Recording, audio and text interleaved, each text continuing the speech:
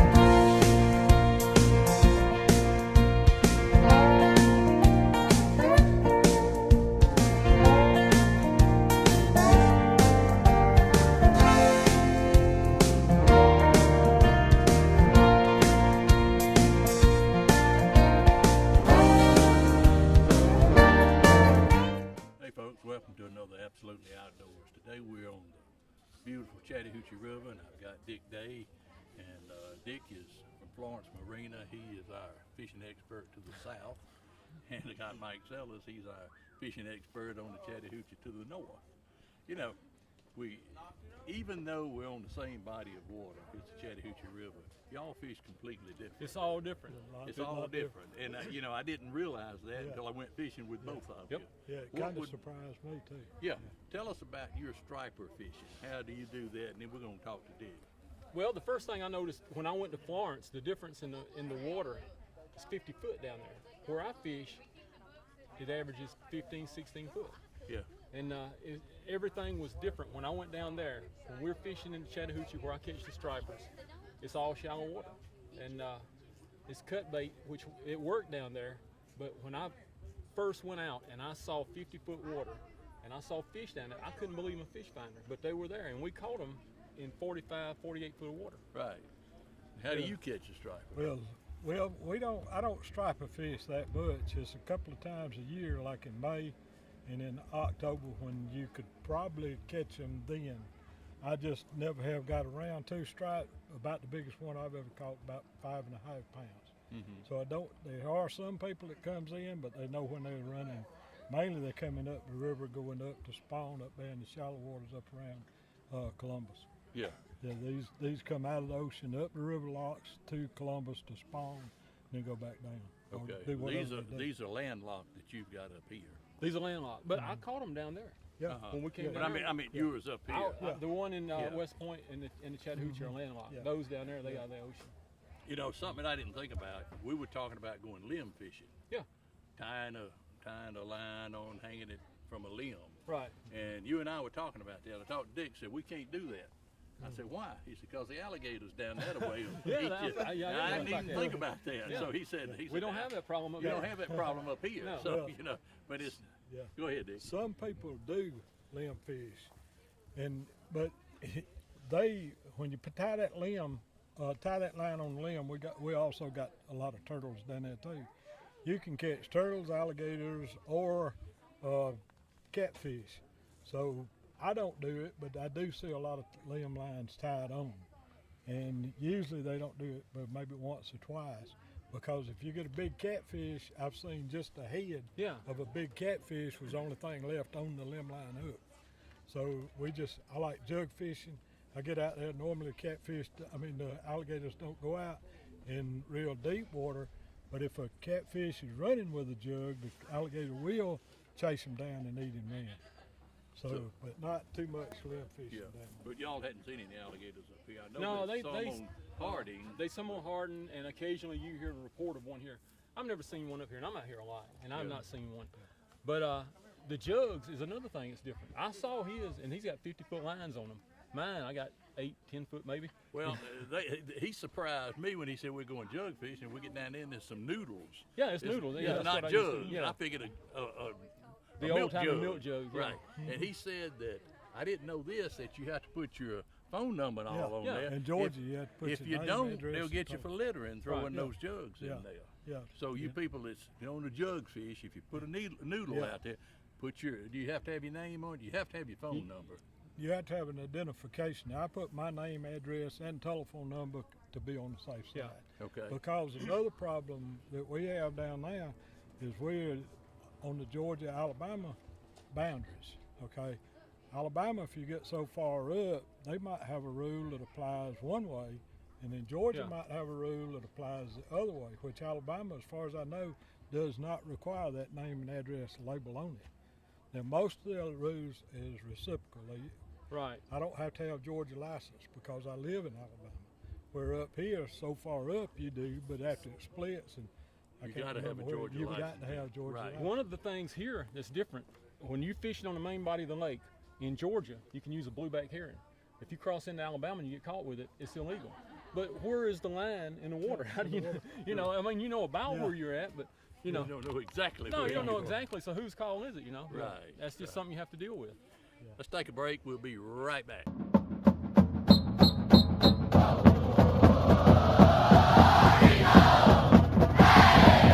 Hello everybody, I'm Jay Coulter and I'll be your host for Track 'em Tigers, a weekly look at your defending SEC Western Division champions. This season I'll be joined by guests from around the community that love Auburn football as much as you do. As usual, there are high expectations on the Plains. We'll look ahead to Saturday and get you ready for a good day of Tiger football. Join me each Thursday at 8:30 p.m. and again on Saturday at 12:30 p.m. right here on CTV Beam as Auburn makes another title run. War Eagle. Beam with pride. Pride in our neighbors, friends, and family. Beam with strength. Strength and flexibility to be big and small. Beam with joy. The joy of generosity. Beam. Bringing East Alabama more. It's in our name. All right, welcome back. We were just talking during the break, and we were talking about catching flatheads. Now, Right. tell us how you catch them up here. Well, really, we'll catch them two different ways. In the early spring, we'll catch them on cut bait, and we can catch them during the day. Once the water gets hot, we'll come out here and we'll stay all night and catch them. And for that, we use live brim. But we catch them on cut bait in the early part of the year. And when I went down to Florence, I did catch one on cut bait down there in 38 foot of water. I've never caught a flathead that deep before. Now, tell us how you catch them on the south part of Yeah. Chattahoochee. Well, usually when we go out crappie fishing, and I fillet the crappie out, then I have a section behind the head and right behind the eyes, and I just chop it in 3 different sections, and then I use that for my bait for the fishing for the catfish mainly. I have bought mullet, chopped it up. It's very similar to the shiners or something like that. So different ways, but mainly I use mainly cut bait. Okay. And then we spice it up with a couple of home secrets that I'm not going to divulge. Everybody's got that. Yeah, so, You won't tell us? No. Oh, okay. I mean, I don't want to get everybody mad at me. All right. Okay, but that's the main thing. That's what I go for is mainly the blue cat. I like to eat the blue cat better than I do even the channel cat. And Well, the striper's good now. It's really good Yeah. when it's cooked and prepared Yeah. right.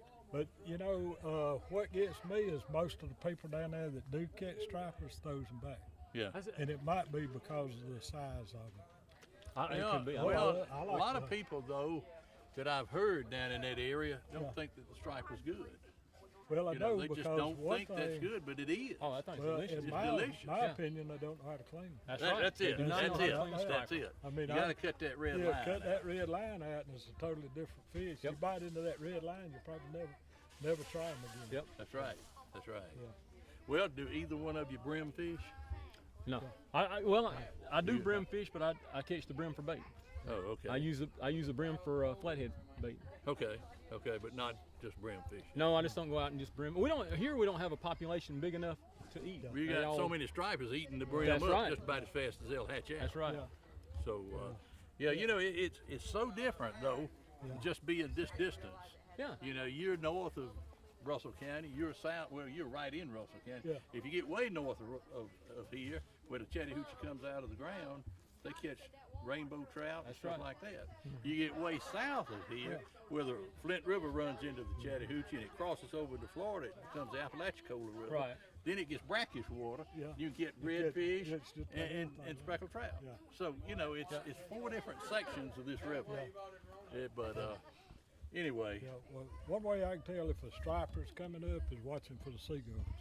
Yeah. Usually they're following the That's right. seagulls. The seagulls following the heron or the shad, and the stripers is going to be in there with them somewhere. do you have seagulls up here? A few years ago, we had a lot of seagulls, and it was the same thing. The seagulls would follow the shad, and if you saw the seagulls hovering over the shad and diving, go over there with a rattle trap, and they would be there. You don't see the seagulls as much, but this past year we did see some. But a few years ago, it was a lot, and we would watch for that. We would watch for the seagulls and run toward them in the boat and catch them. Well, now that's what I used to do. I didn't see the seagulls, but on Lake Harding, you can see them just working. Yeah, it looks like the water's boiling out there. And just throw a rattle trap right in the middle of them, and you're gonna catch a striper. You're You're gonna gonna catch a striper. Yep.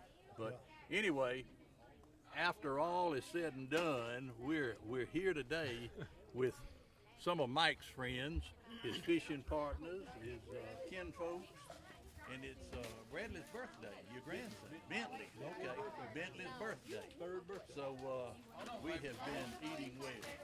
It's been really good. You get to combine something like that, bringing your friends out. Right. And it turned out well, and we want to do it again. So I get all my friends together from work. I get a lot of my guys together to fish with, and come out and have a good time with it. Well, and that's still great. have a good birthday. It's a great birthday. It's good to see your friends, and it's always good to see you two. You two guys. You know, Wayne. And Wayne. Wayne's here. I don't know where he is, but he's here somewhere. But anyway, we're gonna cut away, and we're gonna look at some of the birthday party now. Okay. Happy birthday to you. Happy birthday to you. Happy birthday, dear Bentley. Happy birthday to you. Yay! Good job. What's she gonna do with it? Pull it out. Pull your candle out. There you go. Grab it right there where it's hot. Welcome back. It's been a great day here on the Chattahoochee. We've, discussed a lot of fishing and had a party, and had a party for your grandson and a fish fry. It's just been a great day. We really appreciate you inviting us up. I hope y'all enjoyed the fish, and I'm glad to have y'all. We did. We want to come back next year. Oh yeah, absolutely. We got to catch the fish though. Yeah, we got to catch fish. Will you help us catch some fish? Shoot, yeah. All In right. no time. All right. But all one thing I like better than catching them, that's eating. Eating right. them. Yeah. That's right. As soon as the stripers start running, I'm gonna call you. Yeah. All right. Sounds good. Yeah. Appreciate you watching. See you next week.